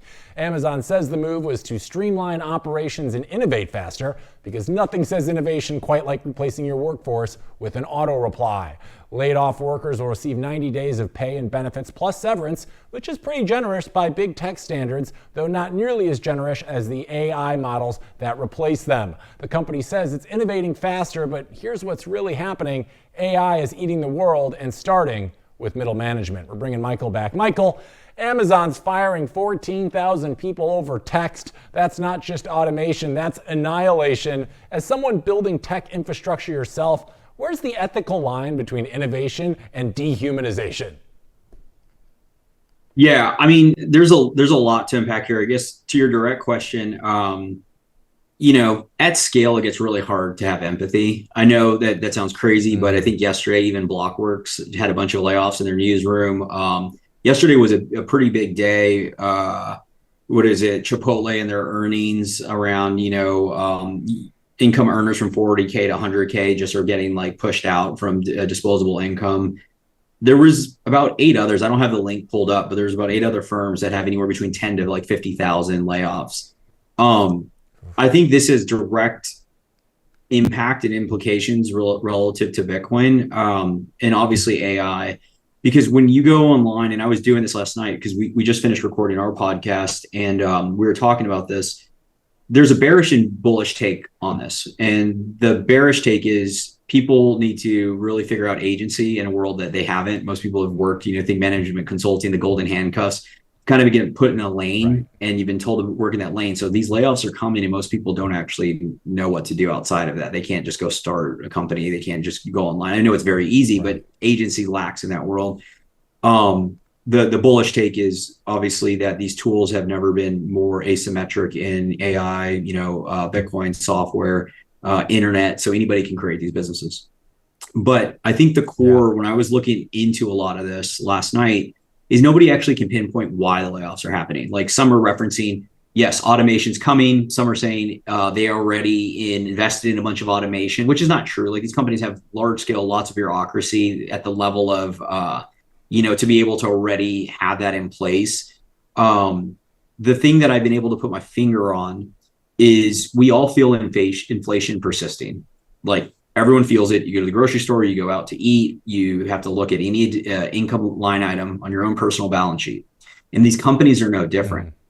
And so if the companies understand, and there's been something that doesn't get discussed, is post 2020, there's an escape velocity we hit with inflation, and it's just structural. So the amount of debt that had to be printed in 2020, when you insert those number of monetary units, you effectively have to keep inserting more and more at a faster rate to keep that debt level sustained. So that's why post 2020, when you look at whether it's beef or anything else. And so the point being is these firms, these institutions are sophisticated. They understand this. So when you look at that, and then you look at, it doesn't happen in a vacuum. So you look at demographics and the amount of disposable income. So you have inflation happening. So their margins are compressing because it costs them more to produce whatever they're producing. You have people with less disposable income. And then you also have this canary in the coal mine, which is automation, AI, and they can see a line of sight into how a lot of things they can reduce their costs by automating. And you have this perfect storm for the incentive to start getting rid of that headcount, to reinvest, reorient the business, because at the end of the day, they have their balance sheet they have to protect. And if they want to persist in the future in a not hyperinflationary, but an inflationary environment, they have to make these drastic moves. And that's the thing that's kind of scary, because that's every business is going to have to go through this if they want to survive in an inflationary persistent economy. Yeah. And you mentioned an interesting point. Like a lot of these companies aren't really telling us why they're necessarily laying off these workers, right? Like big tech keeps saying they're streamlining for efficiency, but it kind of begs the question, like, is this actually about AI displacing people faster?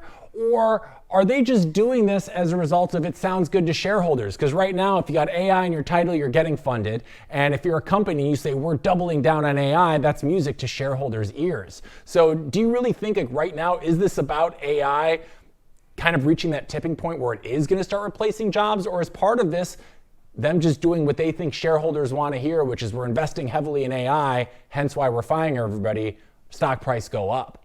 Is it maybe a combination of both? I mean, what are your thoughts on that? It's a combination of both, but independent of shareholder value or perceived value, at the end of the day, if this is coming out specifically in Texas, but I think this is anywhere, any restaurant you go to is suffering from amount of foot traffic that goes through. Like that's the lowest micro local level, but the same thing persists with like Airbnbs. How many people travel now? And there's no shortage if you try to go to a city outside of a major hub like a Miami or Nashville, but even there's an influx of number of houses, the cost. There's less disposable income, there's less earnings. So to your point, you need to show, better earnings. So you reduce that headcount, you plan for, and you also know automation's coming. But again, it goes back to, I think, something more foundational in that these companies have to build more efficient models, or they're effectively going to just either go out of business or somebody's going to outcompete them, because whoever leverages automation and whoever also has better unit economics. Because like think about Amazon, whatever size they are, with however many 1.4 million employees. Well, if the number of people buying goods is reducing because of inflation, and so their top line revenue is decreasing, they need to make up that gap. And how do they make up that gap? Well, obviously they need automation, but they also need to get rid of and get more efficient. And that's every business is the problem. And that's the big insidious part about inflation and for businesses is people just think, well, the business raises the prices and then everything's okay, but it doesn't work like that, because if you raise the prices, well, then you're basically starting to price out the number of people that can use your products and services. You're probably also degrading. It's a cousin of like shrinkflation, where you have this degradation of client services and the type of product you're giving. So now you have even less users because there's less client satisfaction.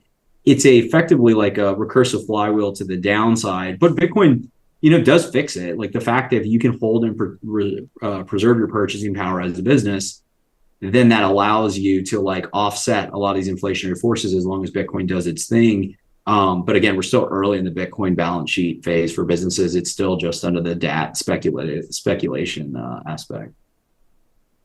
Yeah, and I'm glad you brought that up because, if AI keeps replacing white collar jobs at the pace we're seeing, it kind of begs the question, like, do you think Bitcoin's role as the savings vehicle for the digital age becomes even more important, almost like a lifeboat for these displaced workers?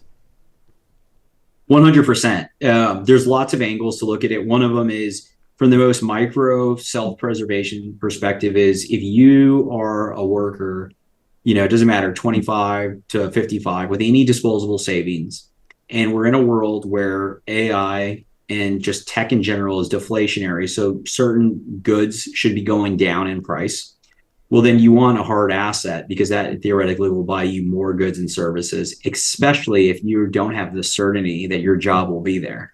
Because that's the big thing to take away from all this is the world is changing quicker than anybody expected. And so for people to think, well, I'll get into Bitcoin when it's higher, or well, I'll do X, Y, or Z, is like inflation is killing anybody's savings while Bitcoin's increasing in purchasing power. And the cost of goods and services are increasing in some respects, and in some other respects in technology, it should be decreasing. So you need the harder asset that can buy you more goods and services. Now, the other side of it is on the business side, you as a business owner, and this is where our view of our venture fund comes in, is we run a Bitcoin denominated venture fund because our business Onramp was run from the very beginning on a Bitcoin standard. And we didn't do that ideologically. We didn't do that for anything other than it was a pragmatic, prudent thing to do, is store your capital in something that is limited, fixed supply, all the things we know, and you get to reap the rewards. Because while Bitcoin's volatility is something to take into consideration if you're running your own personal or company balance sheet, the reality is the dollar is pretty volatile in that it's easily 8 to 15% annualized inflation, specifically the past 5 years. So as long as you don't need to liquidate large positions of that BTC, you're pretty much outpacing inflation. And the companies that do this end up with a better lens of the world, because as they start recognizing, well, why am I spending on X, Y, or Z if I could just be sweeping that cash flow into the thing that's increasing in purchasing power? Those companies will outcompete all the other companies that are still living in this other world. The problem is that it's very hard for existing companies to make that change. And so that's the term early riders, where it comes from, is in this new world where we're heading, it's so disruptive. It'll be the early riders that lead the way. It won't be the incumbents or the old players, because there's too much bureaucracy. There's too much fat. The best example is, and I won't name the name because they're a great firm, but they can't even talk about one of the largest asset managers in the world, multi-trillion-dollar asset manager, can't even say their team that bonds are impaired because they manage $5 to $10 trillion. Their portfolio is weighted anywhere between, call it 20 to 40% of client assets sit in these bonds, trillions of dollars, and to make the notion that these bonds are negative yielding, and again in nominal terms not returning the amount that they would need to keep up with inflation. They can't say that. So if they can't even say that, how can they build the products and services that are completely kind of like incongruent or almost combative with their existing businesses? And that's ultimately, again, when you think about AI and Bitcoin specifically, everyone can play nice, Meta, BlackRock, but at the end of the day, they're going to have to they'll come to a head. And do we want to disrupt our other golden goose, which is everything else we built in TradFi, or do we want to lean heavily in here? And I think for most of them, they'll keep up with the status quo, because for long enough, because of how much capital exists in the TradFi system, until it's too late. But by that time, others will just be running off with kind of like the like product market fit and like the name recognition. It sounds crude or not the best because it's not apples to apples, but it just reminds me of Netflix and Blockbuster. It's as simple as that. Yeah, no, that's a really apt comparison. Yeah, if people aren't willing to change with the world, like, Blockbuster wasn't willing to buy Netflix for a paltry sum, you can go the way of the dinosaurs. We've seen it time and again, and this just seems to be another example of that going forward. And I got to say, Michael, we really appreciate you taking the time to join us and share your insights and expertise with us today on the Blockchain Report. It has been a lot of fun. And you also, as you mentioned, have an amazing podcast of your own. So before we let you go today, I'm sure you've gained a couple new followers here from our audience. So if they wanted to learn more about you, the Onramp team, and what you guys are up to and about your podcast, what's a good place I can send them to go check those things out? Yeah, appreciate it, Hank. We got to get you on the podcast. So the podcast is The Last Trade. We do it weekly. Comes out Friday morning. And then onrampbitcoin.com or onramp Bitcoin on Twitter. Give us a like, reach out. Happy to discuss anything related to what we talked about today. And you guys just got to make sure you hold Hank to coming on the pod, because it'll be fun to interview him and hear everything that's going on in his world. Oh yeah, I hope you guys are ready to talk about Chicago Bears football and the perennial disappointment they are, because I can talk about that all freaking day. But Michael, thank you so much for your time today. It was such a blast having you on the show, and give our best to the team over at Early Riders. We're certainly fans here. We're excited to see what you guys are up to next. And if you have any big announcements, come back on. We'd love to talk about it. Awesome. Appreciate it, guys. Have a good one. Cheers. Thank you, Michael. Cheers. All right. We're getting right back into our bull run, gang, so let's do it. As a former Russian sex spy is warning Silicon Valley that romance scams are no longer about stealing your heart, they're about stealing your IP address. Her name is Alia Rosa, and she claims she was trained by Russian intelligence as a teenager to seduce, manipulate, and extract secrets from high-value targets. Or in other words, she's the world's most dangerous LinkedIn connection request. Rosa told the New York Post that both Russia and China are deploying attractive operatives to ensnare tech executives and engineers. She says the playbook is textbook espionage. Appear in the target's life 6 or 7 times before contact, at the gym, the coffee shop, maybe on social media, just long enough until the victim's brain goes, hey, I keep seeing this person, must be destiny. Then comes the love bombing. Flirty DMs, bikini selfies, sob stories about dead parents, the usual LinkedIn networking flow. She calls it the milk technique. It's where spies create fake mutual connections, like, oh, I know your friend Bill, to gain trust before milking your data for state secrets. Once trust is built, they move to gaslighting phase, making the victim doubt their colleagues, their boss, their sanity, and eventually their own Wi-Fi password. And if the mark hesitates, that's when the emotional blackmail kicks in. Send me that confidential info or I'll disappear forever. It's kind of like Tinder, but instead of ghosting you, you end up on a sanctions list. Now, Rosa says that Silicon Valley types are especially vulnerable because they're smart, but socially awkward, a devastating combo when facing professional charmers with state funding and cheekbones.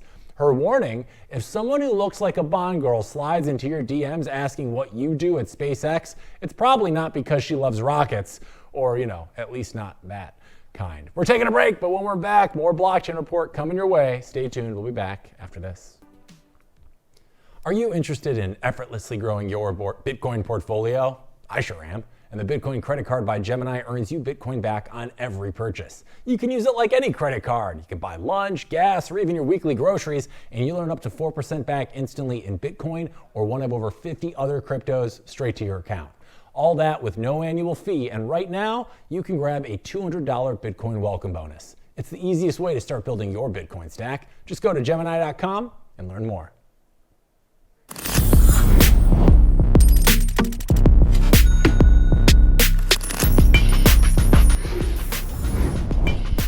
All right, gang, we're back. Bitcoin is currently around 108. Let's take a look under the hood and step back from the headlines and see what's going on in the market right now, because Bitcoin's currently sitting around 108K. Volatility is certainly heating up as the fear and greed index says that everyone's getting nervous again, which usually means it's the time to start paying attention. So let's break down where things are actually at using the latest on-chain data and cycle charts and figure out whether this pullback is a warning shot or another setup before the next leg higher. All right, so the first chart we're bringing up today, this is the fear and greed index chart. Our current score, 34 out of 100, which means we are definitely in fear territory. right now, okay? So this chart actually tracks the mood swings of the Bitcoin market, whether the investors are acting brave or feeling panicked, using data like volatility, trading volume, and social sentiment. As I mentioned before, we're sitting at 34 currently, which means the market is officially in fear mode. That's the same emotional neighborhood we've seen around local bottoms earlier in this cycle. So while everybody is freaking out, historically, this kind of fear usually signals opportunity because Bitcoin tends to peak when everyone's greedy and bottom when everyone's afraid. Or in plain English, people are nervous, price is holding above 100K, and that's often when smart money starts quietly buying. So think of it like the crypto version of a horror movie. If you're scared, the plot twist is probably right around the corner. Let's go to our second chart here. This one is called the Bitcoin Cycle Master, and it's basically a map of where we are in the long-term market cycle. Those colored bands you can see there, it looks like there's 5 of them. They show how overheated or undervalued Bitcoin is relative to its on-chain fundamentals. The orange line up top is aggressively valued, the purple line in the middle is fair value, and the green near the bottom marks deep value, or as we call it, Black Friday Bitcoin. Right now, Bitcoin's bouncing between the fair value band, around 99,600, and the top orange band, which is 167,800.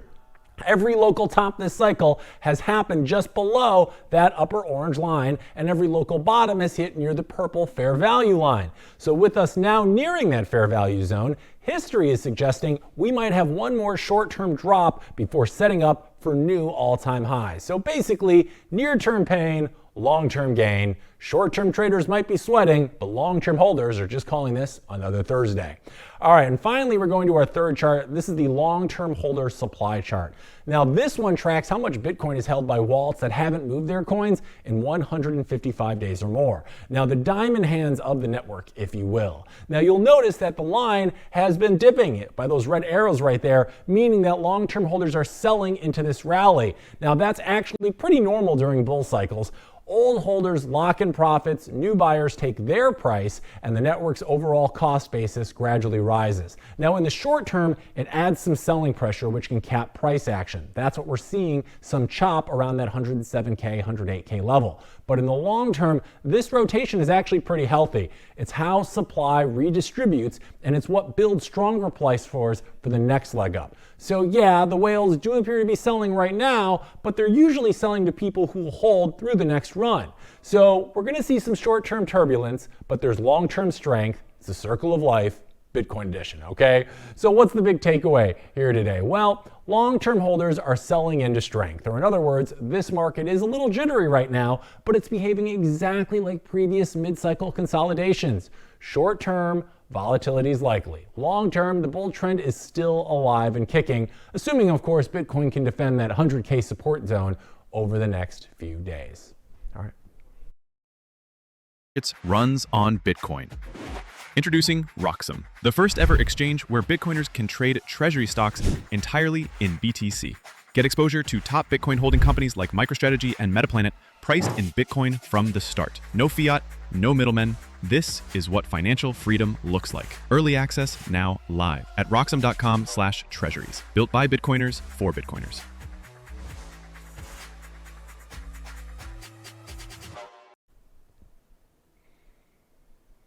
Wish you could grab cash without selling your Bitcoin? Yeah, same. But hey, that's why Ledden exists. They're the global leader in Bitcoin-backed loans. We're talking over $9 billion issued since 2018 with a perfect record protecting client assets. Now, what makes a Ledden loan different, you ask? Well, with custody loans, your collateral stays put. They don't go degen and lend it out for yield. There are no credit checks. It funds in under 6 hours. No monthly payments. You can repay anytime with 0 penalties. And for transparency, grown-ups actually want proof of reserves reports every 6 months, verified by a top accounting firm. Bottom line here, gang, is Ledden lets Bitcoin holders unlock liquidity without selling. And you should go check it out over at ledden.io/RoxomTV. That's LEDN.io/RoxomTV.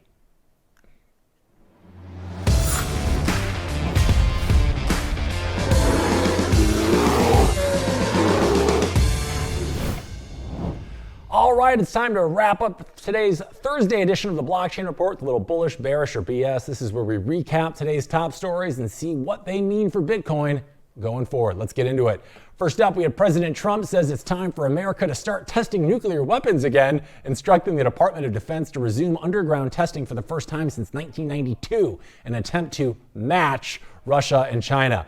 Ooh, I'm calling bearish on this one. I mean, anytime the words nuclear testing and immediately appear in the same sentence, markets tend to get a little jittery. Geopolitical tension drives short-term fear, which usually means risk off, and that includes Bitcoin for now. But the longer-term effect is that it reminds everyone why self-sovereign assets exist in the first place. Global instability spooks markets short-term, so right now, it's making me feel a little bearish. Let's get next story here. We have Michael Saylor says that Bitcoin's going to 150K by year end, while Rich Dad Poor Dad author Robert Kiyosaki says it's headed for $200,000, both claiming the long-term trajectory remains up and to the right. My diagnosis on this, of course, is bullish. I mean, two of Bitcoin's loudest evangelists just got on their soapboxes and doubled down again. And whether you love or hate them, conviction from high-profile holders keeps the narrative strong. Saylor's projections may sound a little wild, but optimism attracts capital, and capital drives price momentum. So confidence from the big names, that generally fuels demand, so I'm feeling bullish about it. So one bearish, one bullish, one to go. A former Russian sex spy warns that tech engineers and executives are being seduced for secrets, turning the Bay Area into Tinder for espionage. Ooh, my diagnosis on this, I am calling BS, all right? Is this entertaining? Absolutely. Is it market moving? Not really. I mean, unless someone's secretly mining Bitcoin during these spy operations, this one is pure clickbait. No impact on price, but it's great material for the next Netflix doc, and I can't wait for it. So, fun story, zero market relevance, total BS. So today's final score, one bearish, one bullish, one BS, which means today's final diagnosis is a whole load of bull, baby. I mean, geopolitics are down, sentiment's up, spies are in the mix, they're all canceling each other out. Bitcoin sits currently around that 108K mark, holding its ground, while the rest of the collective world is losing its mind. Well, gang, a lot of talky for me today. But as always, thank you so much for watching and tuning in with us here at the Blockchain Report. If you haven't already, please do me the small favor of making sure to like, follow, and subscribe to RoxomTV, the Blockchain Report, and me at Hank at RoxomTV on all platforms so you can get your daily dose of crypto chaos and Bitcoin bedlam. Until tomorrow, we will be back, same time, same place, here to wrap up the week. Until then, as always, stay safe, stay informed, and please make sure you're always hodling on. See you tomorrow.